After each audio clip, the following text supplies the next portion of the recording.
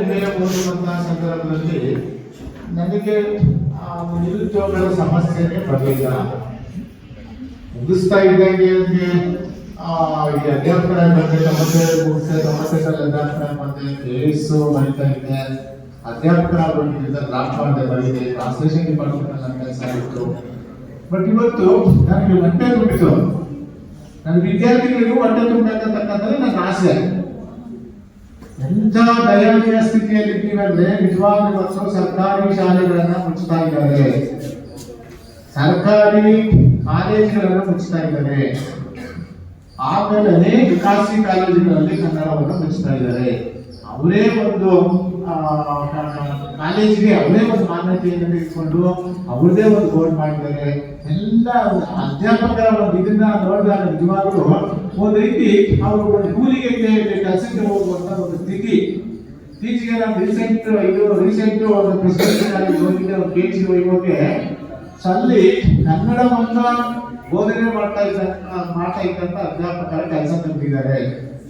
ಅವರು ಎಕನಾಮಿಕ್ಸ್ ಅನ್ನೇ ಮಾಡಿದ್ರೆ ಎಕನಾಮಿಕ್ಸ್ ಕಡೆ ಇದು ಮಾಡಿದ್ದಾರೆ ಅಂತ ಅಂದ್ರೆ ಎಂತ MA ಓದಿದ್ದಾರೆ, PhD ಓದಿದ್ದೀವಿ. ಏನ್ ಸುಮ್ಮನೆ MA ಓದ್ತೀನಿ, ನಾನು PhD ಓದಿ ಅಷ್ಟಕ್ಕೆ ಸೀಮಿತ ಅಲ್ಲ.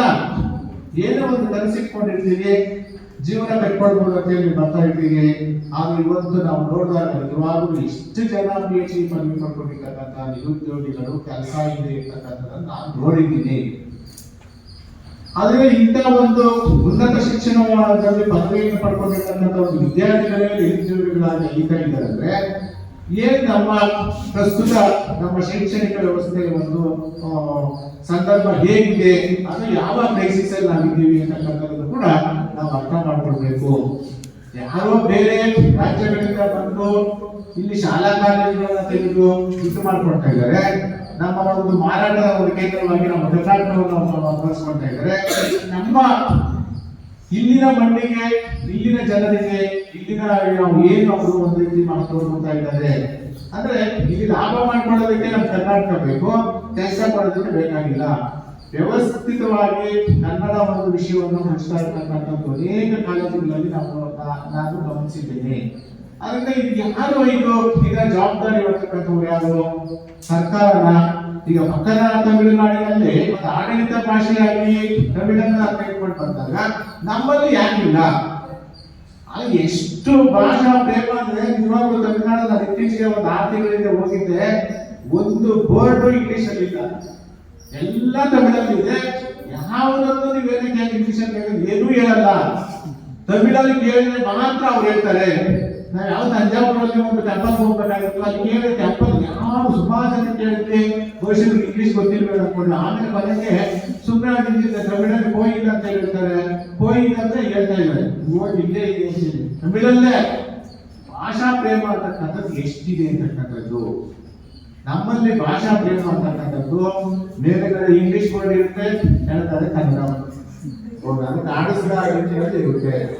ಮತ್ತೆ ಇತ್ತೀಚೆಗೆ ಅನೇಕ ಇದರಲ್ಲೆಲ್ಲ ನೋಡಿರ್ಬೋದು, ಇಲ್ಲಿನ ಜನರ ಬಗ್ಗೆ ಕೀಳಾಗಿ ಮಾತಾಡೋದು, ಇಲ್ಲಿನ ಭಾಷೆ ಬಗ್ಗೆ ಕೀಳಾಗಿ ಮಾತಾಡೋದು, ನಮ್ಮಿಂದ ಬೆಂಗಳೂರಿಗೆ ಅಂತಕ್ಕಂಥದ್ದು. ಅಂದ್ರೆ ಒಂದು ರೀತಿ ನಾವು ಕನ್ನಡಿಗರು ಇಲ್ಲಿ ಅಲ್ಪಸಂಖ್ಯಾತರಾಗಿ ನಾವು ಬದುಕ್ತಾ ಇದ್ದೀವಿ ಅನ್ನುವಂಥ ಒಂದು ಇದು ಕೂಡ ಸಂದರ್ಭ ಇದೆ. ಅದರಿಂದ ನಾವು ಕನ್ನಡ ರಾಜ್ಯೋತ್ಸವವನ್ನ ಬಹಳ ವಿಜೃಂಭಣೆಯಿಂದ ಆಚರಿಸೋದು ಬೇರೆ, ಇಲ್ಲಿನ ಸಮಸ್ಯೆಗಳು ಭಾಷೆಯ ಬಗ್ಗೆ ಇರ್ತಕ್ಕಂಥ ಜ್ವಲಂತ ಸಮಸ್ಯೆಗಳು ಅನ್ನತಕ್ಕಂಥ ಅದರ ಬಗ್ಗೆ ಕೆಲಸ ಮಾಡತಕ್ಕಂಥದ್ದು ಕೂಡ ನಮಗೆ ಎಲ್ಲರ ಒಂದು ಕರ್ತವ್ಯ.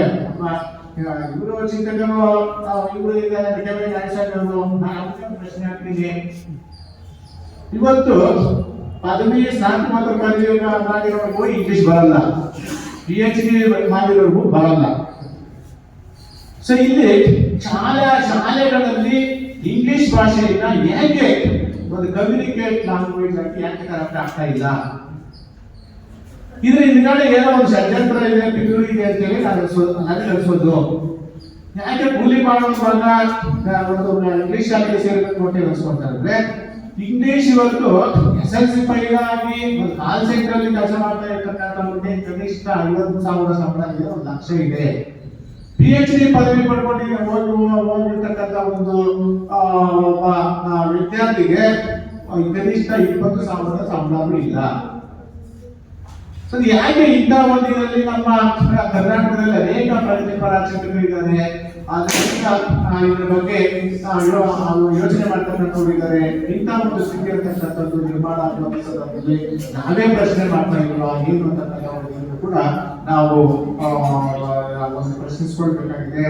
ಹಾಗೆ ಒಂದು ಭಾಷೆ ಎನ್ನುವಂಥದ್ರ ಬಗ್ಗೆ ನಮ್ಗೆ ಅಭಿಮಾನ, ಉತ್ತರದ ಅಭಿಮಾನ ಅಥವಾ ಆಂಧ್ರದಲ್ಲಿ ಇರ್ತಕ್ಕಂಥ ಅಭಿಮಾನ ನಮ್ಮಲ್ಲಿ ಹೇಗಿಲ್ಲ, ನಮ್ಮಲ್ಲಿ ಇರಬೇಕು. ಅನೇಕ ಕಡೆ ನಾವು ಕನ್ನಡದಲ್ಲಿ ಕೇಳಿದ್ರೆ ಇಂಗ್ಲಿಷಲ್ಲಿ ಉತ್ತರ ಹೇಳ್ತಾರೆ, ಅಥವಾ ಅವರು ತಮಿಳಲ್ಲಿ ಕೇಳಿದ್ರು ಅದೇ ಕೂಡ ತಮಿಳಲ್ಲೇ ಮಾತಾಡ್ತಾರೆ. ಆದ್ರೆ ಭಾಷಾ ವ್ಯಾಮೋಹ ಅಂತಕ್ಕಂಥದ್ದು, ಭಾಷಾ ನಮ್ಮ ಮಾತೃಭಾಷೆ, ನಮ್ಮ ತಾಯಿ ಮನೆ ಭಾಷೆಗೆ ನಾವು ಏನು ಒಂದು ಕೊಡುಗೆ ಕೊಡ್ತಾ ಇದ್ದೀವಿ ಅದು ಹಾಗೆ ಅದೆಲ್ಲ ಒಂದ್ ಕಡೆ ನಮ್ಮ ಇಂಗ್ಲಿಷ್ ಆಕ್ರಮಣ ಮಾಡ್ಕೊಂಡಿದೆ.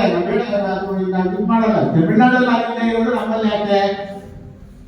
ಸೊ ಆ ತರದ ಒಂದು ಪ್ರಶ್ನೆಗಳು ಕೂಡ ನಮ್ಮ ಅನೇಕ ಸಂದರ್ಭಗಳಲ್ಲಿ ನಾವು ಇಟ್ಕೊಳ್ಬೇಕಾಗುತ್ತೆ. ಅದರಿಂದ ಇಲ್ಲಿ ನಮ್ಮ ಕರ್ನಾಟಕದಲ್ಲಿ ಕೂಡ ಆಡಳಿತ ಭಾಷೆಯಿಂದ ಮಾಡ್ಕೊಳ್ತಕ್ಕಂಥದ್ದು ಇಲ್ಲಿ ಮಣ್ಣನ್ನ ಅಥವಾ ಇಲ್ಲಿನ ಒಂದು ಮಾರ್ಕೆಟಿಂಗ್ ಮಾಡ್ಕೊಂಡಿರ್ತಕ್ಕಂಥ ಶಾಲೆಗಳು ಕಾಲೇಜು ಕೆಲಸ ಕೊಡ್ಲಿ ಕಂಪಲ್ಸರಿ ನೀವು ಅವ್ರಿಗೆ ನೀವು ಬಿ ಎಡ್ ಅಲ್ಲಿ ಕನ್ನಡ ಓದಲೇಬೇಕಂತ ಇಲ್ಲ, ಆ ತರ ನಿರ್ಣಯ ಎಲ್ಲ ತೆಗೆದುಕೊಂಡು ಬಂದಿದ್ದಾರೆ. ಇಷ್ಟ ಇದ್ರೆ ಓದ್ಬೋದು, ಇಷ್ಟ ಇದ್ರೆ ಇಲ್ಲ. ಆದ್ರೆ ಬಿ ಎಡ್ ಓದ್ಲಿ, ಬಿ ಕಾಮ್ ಓದ್ಲಿ, ಬಿ ಎಸ್ ಸಿ ಓದ್ಲಿಕ್ಕೆ ಎಲ್ಲ ಇದರಲ್ಲೂ ಕನ್ನಡ ಕಂಪಲ್ಸರಿ ಅಂತ ಹೇಳಿ ಮಾಡಿದ್ರೆ ನಮ್ಮ ಎಲ್ಲ ಎಮ್ಮೆ ಮಾಡಿರ್ತಕ್ಕಂಥ ವಿದ್ಯಾರ್ಥಿಗಳಿಗೆ ಕೆಲಸ ಸಿಗುತ್ತೆ. ಪಿ ಎಚ್ ಡಿ ಮಾಡ್ಕೊಂಡು ನಿರುದ್ಯೋಗಿಗಳಾಗಿ ಇರುವಂತ ಸಂದರ್ಭ ಬರಲ್ಲ. ಅದರಿಂದ ಲಾಭಕ್ಕೆ ಮಾತ್ರ ನಮ್ಮ ಕರ್ನಾಟಕ ಬೇಕು. ಆದ್ರೆ ಇಲ್ಲಿ ಓದಿರ್ತಕ್ಕಂಥ ಒಂದು ವಿದ್ಯಾರ್ಥಿಗಳಿಗೆ ಅಥವಾ ಕನ್ನಡದ ಬಗ್ಗೆ ಒಂದು ಕೆಲಸ ಕೊಡೋದ್ರ ಬಗ್ಗೆ ಬೇಕಾಗಿಲ್ಲ. ಯಾಕೆ ನಮ್ಮ ಸರ್ಕಾರ ಪ್ರಶ್ನೆ ಮಾಡ್ತಾ ಇಲ್ಲ? ಓದಿ. ಹಿಂದೆ ಒಂದು ಕಾಲದಲ್ಲಿ ನಾನು 30 ವರ್ಷಗಳಿಂದ ಈ ವಿದ್ಯಾರ್ಥಿ ಆಗಿದ್ದಾಗ ಇಂಜಿನಿಯರಿಂಗ್, ಮೆಡಿಕಲ್ ಎಲ್ಲ ಸೇರಿಸಿ ಬೆಂಗಳೂರು ಯೂನಿವರ್ಸಿಟಿ ಇತ್ತು. ಇವತ್ತು ಒಂದು ಎಷ್ಟು ಕಾಲೇಜುಗಳಾಗಿ ಎಲ್ಲಾ ಇದರಲ್ಲಿ ಇದ್ದಂಥದ್ದು ಅವರೇ ಯೂನಿವರ್ಸಿಟಿ ಮಾಡ್ಕೊಂಡಿದ್ದಾರೆ, ಅವ್ರಿಗೆ ಬೇಕಾದಂತ ಪಠ್ಯ ಮಾಡ್ಕೊಳ್ತಾ ಇದ್ದಾರೆ. ಅವ್ರಿಗೆ ಕನ್ನಡವನ್ನ ಎಲ್ಲೆಲ್ಲಿ ಅದನ್ನ ಪಡಿಬೇಕು ಅಥವಾ ಎಲ್ಲೆಲ್ಲಿ ತೆಗಿಬೇಕು ಅದೆಲ್ಲ ಮಾಡ್ಕೊಂಡು ಒಂದು ರೀತಿ ಒಂದು ವ್ಯಾವಹಾರಿಕ ದೃಷ್ಟಿಯಲ್ಲಿ ಅದನ್ನ ಇವತ್ತು ನಮ್ಗೆ ಆ ಕಾಲೇಜುಗಳು ಬೆಳೀತಾ ಇರ್ತಕ್ಕಂಥದ್ದನ್ನ ಕೂಡ ನಾವು ನೋಡಬಹುದು. ಅದರಿಂದ ಇಲ್ಲಿ ಸರ್ಕಾರ ಜವಾಬ್ದಾರಿ ಏನು, ಪ್ರಗತಿಪರ ಚಿಂತಕರ ಜವಾಬ್ದಾರಿ ಏನು ಅಂತಕ್ಕಂಥದ್ದು ಕೂಡ ನಾವು ಪ್ರಶ್ನೆ ಹಾಕೊಳ್ಬೇಕು. ನಾವು ಅದು ಸಕ್ಸಸ್ ಆಗುತ್ತಾ ಬಿಡುತ್ತಾ ಇಲ್ಲ. 20 ವರ್ಷಗಳ ಹಿಂದೆ ಇರ್ತಕ್ಕಂಥ ಭಾಷೆ ಬಗ್ಗೆ ಇವತ್ತು ಆಗಿಲ್ಲ, ಯಾರು ಕೇಳ್ತಾ ಇಲ್ಲ ಅಷ್ಟೇ. ನನ್ನ ಪ್ರಕಾರ ಓದ್ಲಿ. ಕರ್ನಾಟಕದಲ್ಲಿ ಓದುವಂತ ಸಂದರ್ಭದಲ್ಲಿ ಎಲ್ಲಾ ಕಾಲೇಜುಗಳು ಎಲ್ಲಾ ಪದವಿಗಳಲ್ಲೂ ಕೂಡ ಕನ್ನಡ ಭಾಷೆಯನ್ನು ಕಡ್ಡಾಯಗೊಳಿಸಿದೆ. ಸೊ ಅದರಿಂದ ಯಾರು ಪ್ರಶ್ನೆ ಮಾಡ್ತಕ್ಕಂಥವ್ರು ಇಲ್ಲ, ಕೇಳ್ತಕ್ಕಂಥವ್ರು ಇಲ್ಲ. ಸೊ ಅದರಿಂದ ಇಂಥ ಒಂದು ಕ್ರೈಸಿಸ್ ಅನ್ನು ಕೂಡ ನಾವು ಎದುರಿಸ್ತಾ ಇದ್ದೀವಿ ಅಂತಕ್ಕಂಥ ನನ್ನ ಒಂದು ಅಭಿಪ್ರಾಯ. ಅದರಿಂದ ಇಲ್ಲಿ ಈ ಒಂದು ನಿಟ್ಟಿನಲ್ಲಿ ನಾವು ಯೋಚನೆ ಮಾಡಬೇಕಾದಂತ ಒಂದು ಜವಾಬ್ದಾರಿಯನ್ನು ಕೂಡ ಇದೆ ಅಂತ ಹೇಳಿ ನನಗೆ ಅನಿಸುತ್ತೆ. ಹಾಗೆ ಆ ವಿದ್ಯಾರ್ಥಿಗಳಿಗೆ ನಾನು ಹೇಳೋದಾದ್ರು ಶಿಸ್ತು, ಮುಖ್ಯವಾಗಿ ಶಿಸ್ತು. ಯಾಕಂದ್ರೆ ನೀವೇನೋ ಇಲ್ಲಿ ಬಂದು 2 ವರ್ಷ ಬಂದು ಕಳ್ಕೊಂಡು ಹೋಗೋದಕ್ಕೆ ಅಲ್ಲ ಬಂದಿರೋದು. ನಾನು ನಿಮ್ಮ 30 ವರ್ಷಗಳ ಹಿಂದೆ ವಿದ್ಯಾರ್ಥಿಗೆ ಡಿಪಾರ್ಟ್ಮೆಂಟ್ ಇಂದ ಹೊರಗಡೆ ಕಾಲಿಟ್ಟು ಮತ್ತೆ ಹಾಗೆ ಹೊರಗಡೆ ಬಂದಿರ್ತಕ್ಕಂಥವ್ರು ಎಲ್ಲ ಅವಕಾಶಗಳು ಕೂಡ ಇರುತ್ತೆ. ನಿಮ್ಗೆ ಶ್ರಮ ಅಂತಕ್ಕಂಥದ್ದು ನೋಡಿ, ಜೀವನದಲ್ಲಿ ಒಂದು ಟೈಮ್ ಅಂತಕ್ಕಂಥ ಏನ್ ಬೇಕಾಗಿರುತ್ತೆ ಬರ್ಬೋದು, ಆದ್ರೆ ಟೈಮ್ ಅಂತಕ್ಕಂಥ ತಗೊಳಕ್ಕಾಗಲ್ಲ. ಆದ್ರಿಂದ ಆ ಟೈಮ್ ಅನ್ನ ನೀವು ಯೂಸ್ ಮಾಡ್ಕೊಳ್ಬೇಕು.